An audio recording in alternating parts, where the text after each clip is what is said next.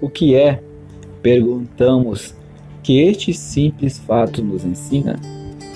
Cremos que nos ensina claramente que não devemos nunca rebaixar o padrão nas coisas de Deus por causa das faltas e fraquezas do povo de Deus, mas, pelo contrário, ter cuidado especial em manter o padrão em toda a sua integridade divina.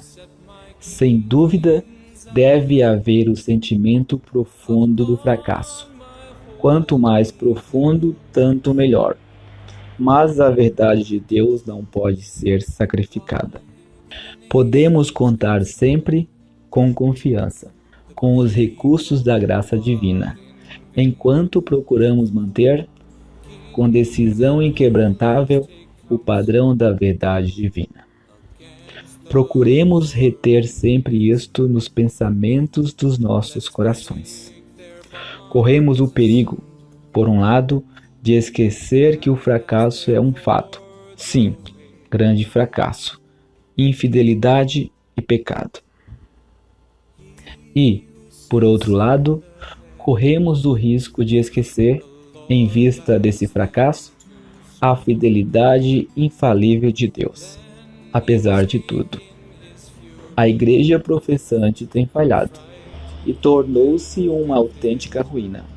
E não só isso, mas nós próprios falhamos individualmente e temos contribuído para a ruína. Devemos sentir tudo isto, senti-lo profunda e constantemente. Devemos ter sempre presente em nossos espíritos perante Deus o sentimento íntimo e humilhante da maneira triste e vergonhosa como nos temos conduzido na casa de Deus.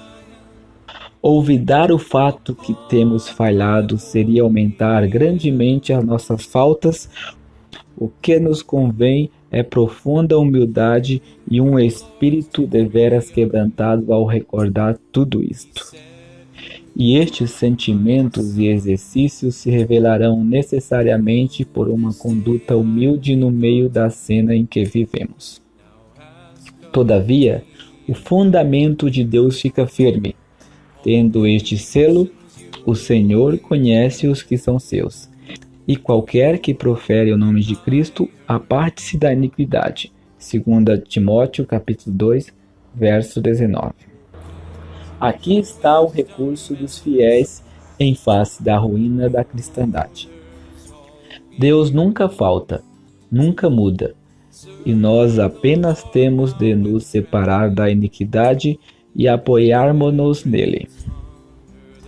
Devemos fazer o que é reto e segui-lo diligentemente e deixar as consequências ao seu cuidado.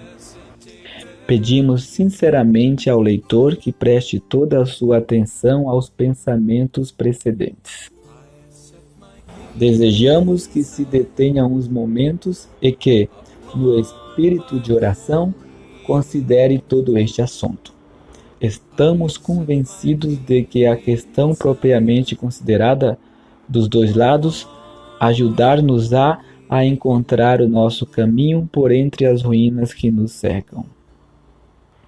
A recordação da condição da Igreja e de nossa própria infidelidade nos manterá humildes, enquanto que, ao mesmo tempo, a compreensão da regra invariável de Deus nos separará do mal que nos rodeia e nos guardará firmes no caminho da separação.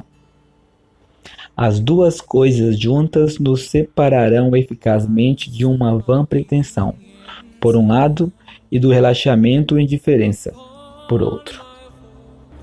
Devemos ter sempre ante as nossas almas o fato humilhante de que temos fracassado, falhado e, contudo, manter a grande verdade que Deus é fiel. Estas são, por excelência, as lições do deserto, lições para os dias atuais, lições para nós. São sugeridas forçosamente pelo relato inspirado da Páscoa no segundo mês. Um relato particular do livro de Números, o grande livro do deserto. É no deserto que o fracasso humano claramente se manifesta. e no deserto são manifestados os infinitos recursos da graça divina.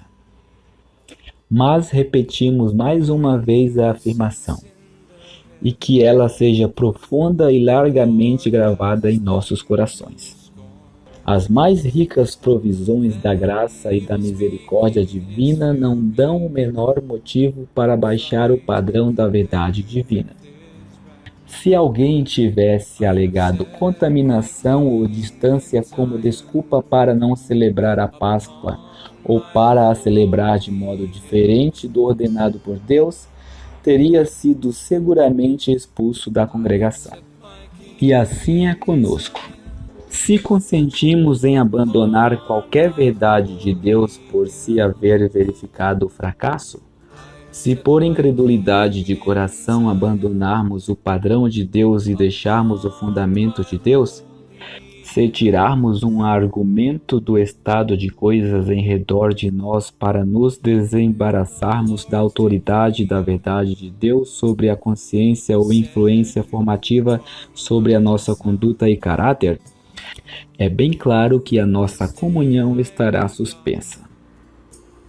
Note-se, de uma vez para sempre, que a exclusão de um membro da congregação de Israel corresponde à exclusão de um crente da comunhão por causa do pecado não julgado. Prosseguiríamos de bom grado esta corrente de verdade prática um pouco mais, mas devemos deixar de o fazer e encerrar esta parte do nosso assunto citando para o leitor o restante dessa exposição do deserto sobre a Páscoa. Porém, quando um homem for limpo e não estiver de caminho e deixar de celebrar a Páscoa, tal alma do seu povo será extirpada, porquanto não ofereceu a oferta do Senhor a seu tempo determinado. Tal homem levará o seu pecado. E, quando um estrangeiro peregrinar entre vós e também celebrar a Páscoa ao Senhor, segundo o estatuto da Páscoa e segundo o seu rito, assim a celebrará. O mesmo estatuto haverá para vós, assim para o estrangeiro como para o natural da terra. Versículos 13 e 14. A negligência voluntária da Páscoa denotava, por parte de um israelita, uma falta total de apreciação dos benefícios e bênçãos que procediam da sua redenção e libertação da terra do Egito. Quanto mais uma pessoa se compenetrava na realidade divina do que havia sido realizado nesta memorável noite, em que a congregação de Israel encontrara refúgio e descanso no abrigo do sangue, tanto mais sinceramente suspirava pela chegada do dia 14 do primeiro mês, a fim de que pudesse ter uma oportunidade de comemorar esta gloriosa ocasião. E se houvesse alguma coisa que o impedia de gozar a ordenança do primeiro mês, com mais alegria e agradecimento ele teria aproveitado o segundo mês. Porém, o homem que se houvesse contentado em continuar ano após ano sem guardar a Páscoa mostrava que o seu coração estava muito longe do Deus de Israel. Teria sido inútil alguém dizer que amava o Deus de seus pais e gozava as bênçãos da redenção quando a própria ordenança que Deus havia estabelecido para representar essa redenção era menosprezada ano após ano.